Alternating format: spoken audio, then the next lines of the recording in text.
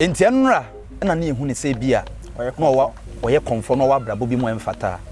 ene nyame de nsa ka ede na po wonye ede ni pakum na no onkum ye maame ni pakum be na wakum awudie be na wadie enso se nyame timi de nsa ka po ma ne be ye so de a ede enti na nyame ntimi mfa nkan ye maame nsa nkan ye maame bo se de sintudia be nam ne so be ba no onue enti se enam ne so na ye maame ne sa be wiase a ono nso so problem ono ne bedue sa dem de day no se ya po a e ono ne nyankopon tem asem wontimi mebu atan enti no se de nyame ose nyame afre no na ye nyina ne ye enyema wo ye nyina kire se ampa enti no sa wo so betwena sa ba wiase asa ma na ba akomu a eno no e de emfie beka ho fie ho ana mama ye nya atwem no na ye support de nyame wo hwehwe ne wa matene ne fo ba ye na de bonyefo yenti no ba Yo, so say Poleeno Multimedia de chinchini ye nam sa na akopie ba bia ye celebs e wa na se ba bi omo ye adwuma no na ye ne omo atwetwe nkomo ene obi pie mo boys abreset so you UTV I am in the bia ebo non so a 7 o'clock yeah ebo non so a ye UTV what you say na me ne o man Komfo e be twetwe nkomo because trending news bi e ba nyina nim say Nana Agradaa I mean nyame de nsa ato no so ne ho nsem mebre yenim say Komfo College so de den a common process there e de oni na nya one or two encounters Nana pia den e ko oben dey wo hene ba niam bebre na ekoso but sabi ye say opanyini edue mante nti no sabi ya taachiri okay ene ye hwe niam o man 40 on ka che me wo ho sabi o digital de me ansa adwuma ne so okay nti no nansan niam na ekoso na o sa me ko bini koye niam okay edita wo man na chi nti me hye ho me guso me ye adwuma pa okay digital no so ani hu se wo ne yan kufinata ejina so a o ka che o se man you we na omo we ni nyina na ese on sa hyase say no me international okay makobie branch akom branch e US okay state ba ko frɛ ho Dallas okay omo taxi station bi ho Dallas station ho na no be ba me signboard si ho okay na New Jersey enso so makwakobie no more Texas ne year say no Ohio fo no afa na menya office okay Ohio enti ehon de ndie miguso a me process me nwie okay but Dallas ne Texas bus station honom bus terminal honom na okay me office omo mo ho nyina no wo mo ho okay no mo mra okay enche German fo nso betemenka Italy fo nso betemenka because they say we are said the econo global na they say econo digital bia bia ntino ye hwe ye no me nso so me ne the digital Komfo a metim de wiase akonanim okay nti I am taking the world to the next level. Oh yeah, all right nti me memra enkomo na nkasa so beautiful issue we trend ne pa there eye wa unyua ba Komfo Agradaa menim ne pa me twatwamtwo ba bia me gi me suma wa na oje ne de oza menim na wi akom college me ye graduation sada na no so ye ne graduation ka graduation ne ma memre me hu se na obi e positive video bi o Facebook o se Nana Agradaa graduation atare no wan se no kwewe ne onza de akoya ya ne se we late okay we late nti no ka so okose ne ho aba emfa nti na so de ne ho atare na abegina sanete okay na se nipa na ntwantro wan hye okay na oye we ni na sika gari na ehun sensem bebre ene say ye de koche na say ye twa ya terminate na channel ne ho sensem bebre na eko wi akire na ne say o say wahye na abosom ni nyina na esa abosom som no sabi enye se sabi kra ye nkwase asem se de o moka no enya no kreda ohene ba enkasa ntia ye school na ekoye okay ebi wie ebi anwie ya ne de sika gale ba ye oh yeah ena oye smart Agradaa ye smart okay ena ofae enti ofae no na kan ya hye okay enti no wakata oso no wakata me shine wakele me afena me bepie okay enti ska gale se me ho na wo sene se me enti ase because abosom no wahye no say untimi hye honhom okay enti de o hye ye ni aboduaba eno de ye koku ntontura na honhom na nkasa de tafu kwan so kaneshi Central Market Circle ni nyina ton bi o shi konko no ba sunsun de wan shan yeah ti ni nyina be di ho ni nyina ba be di me ho skagal se skagal ni me ho na wo sande ma me sande me ho na wo boys ni nyina amra onya so safi na so be start azan media se obi anim se me yere me no me yere na me nam de guitar ba no musua okay ada no wan kwetena nwura me no so betena fie okay o musua firi me ho ti se obese Dorsey and Gavan aboze get fans ni na they should come to the legacy okay the local legacy fan o ma na join okay because they say mo munya bia anko esika gale okay I just saw wha oh yeah na ye kan say nti okata ososa no yeah na wani bere no na wo envy no na me nyana na me ne be kompa kono akata me shine so me house Komfo kono ho yeah o je me client nyina enti sika galefo ni nyina ntimi mami ho biem ena hwede nyame aye wasa kira nyame I for Komfo College again chicken common. I hire boys are reset so and common yen chicken be because oh yeah juma ya bono cool life ni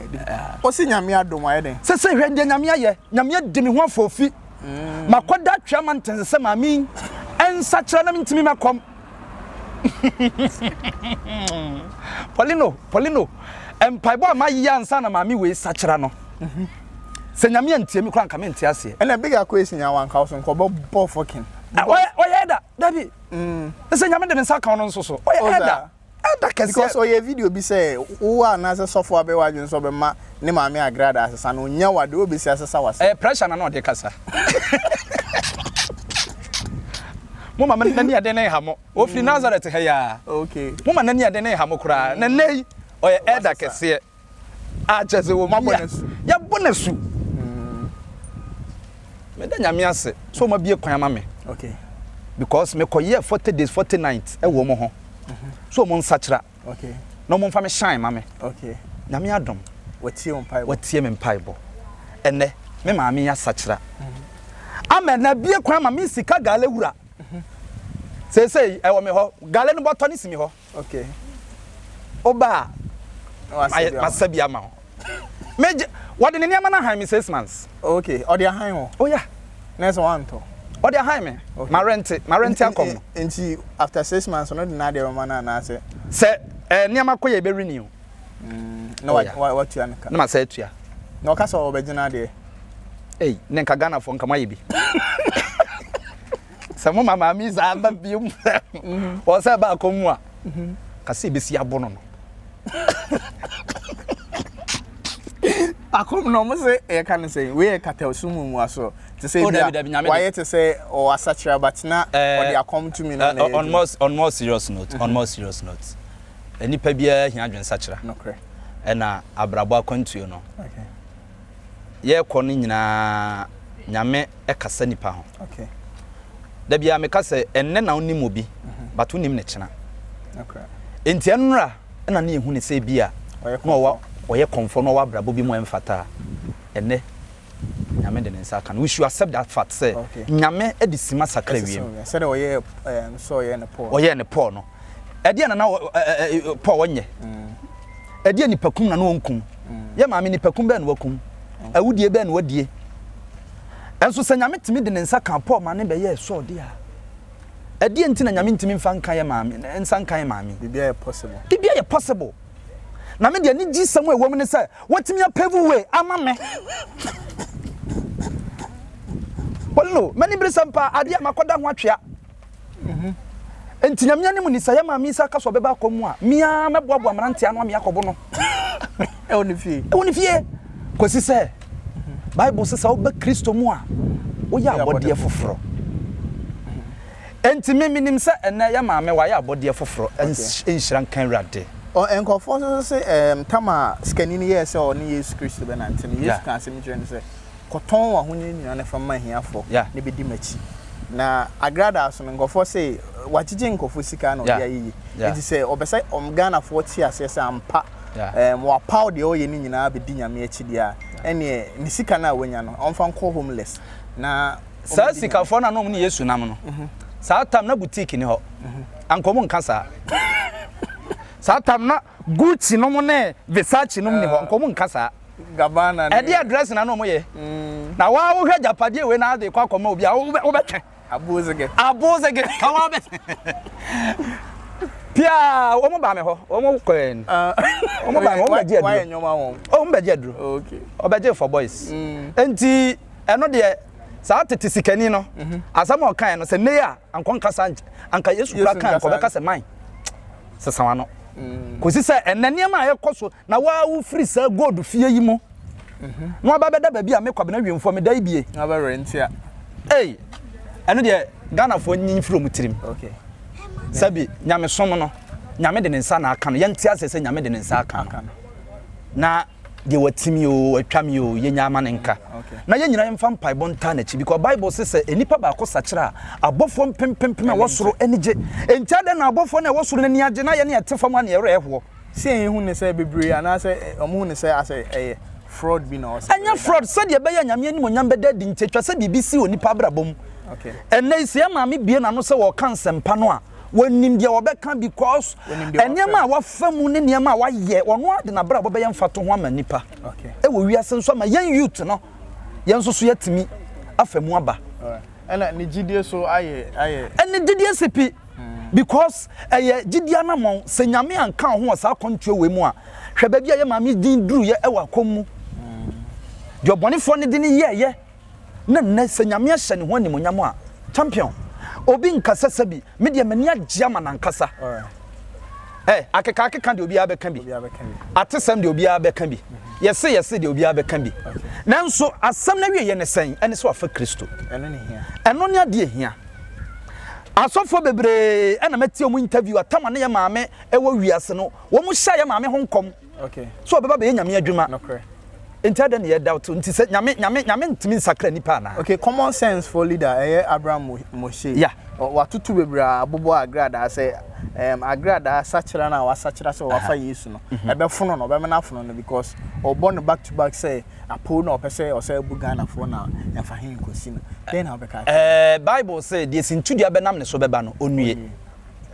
enti se enam ne so na ye maame ne sa ba wiase a ono nso so problem ono ne bedue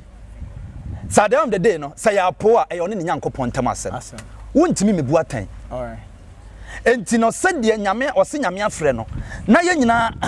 ne ye enema wo ye nyina kire se ampa enti no sa wo so obetwena sa ba wiase asa ma na ba akomu a eno no e de emfie beka ho fie ho ana mama ye nya atwem no okay na ye support okay de nyame wo hwehwe ne wa matene ne fo ba okay ye na de bonyefo yenti no ba enti se waba na de bonyefo ba dia edi enti na senne nyame de nsa kan maame a news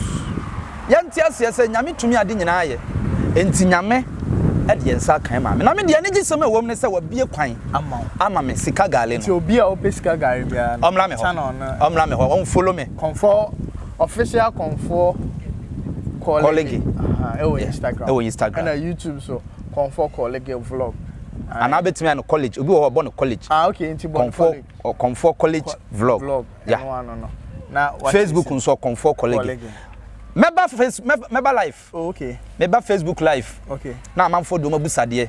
aba enti no mo follow me na me nye wabusade se mama mo su se ye mama Agradaa ekoye hini ekoye sika gal mo nka makoma ntomo yem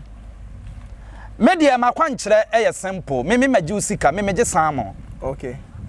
na magi yem ade any beef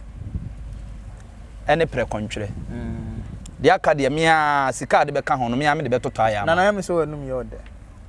Poleeno interview ntebe wie ni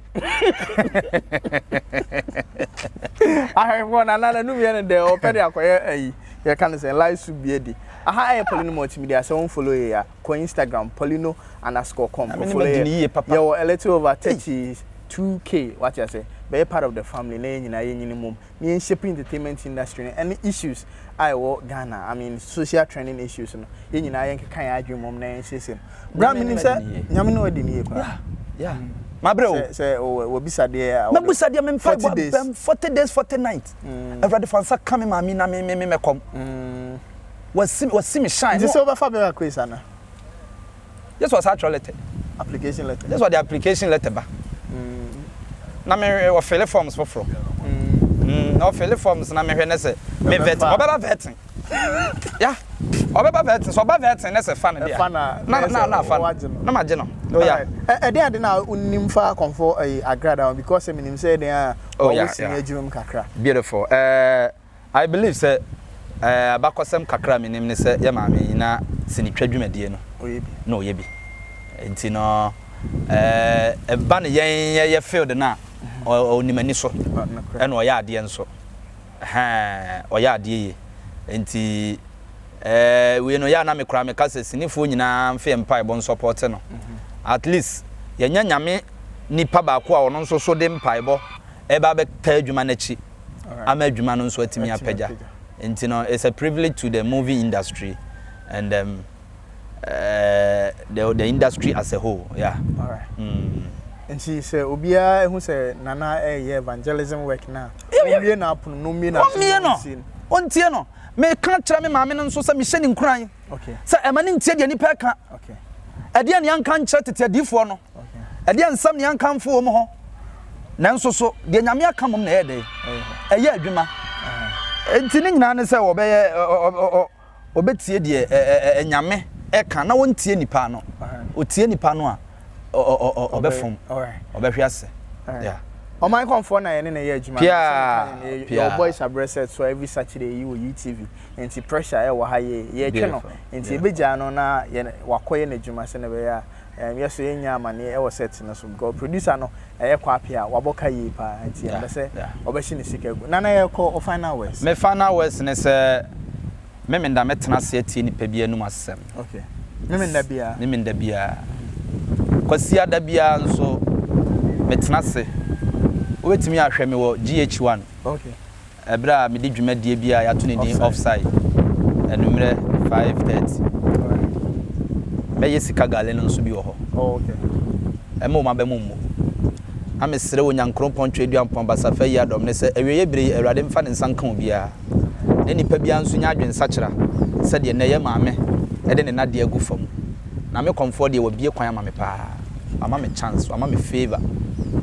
All right, subscribe to Poleeno Multimedia or YouTube here. Now click bell notifications and anytime you drop any video you get it straight. Go Instagram Poleeno_com ne go follow. Komfo College vlog or YouTube here and also follow Komfo College na vlog or the social. No subscribe it. Click bell notification because a Juma you be try no ese when hit no I no anodin. Neko Instagram so Komfo College official neko follow no hoso so. Dakram bye bye. My camera guy named Mysterio YA. Me ye niema ama no. Me ye niema ama ya. Me mama nya ne ho niema bi. Wo se ya wo mfrɛ me. Me ye niema ama no. Na emom se ya mama ye na adwene se obesa asakira ho. Obesa ba akomu a. Poleeno ebe jigana fo nsem. Bye bye.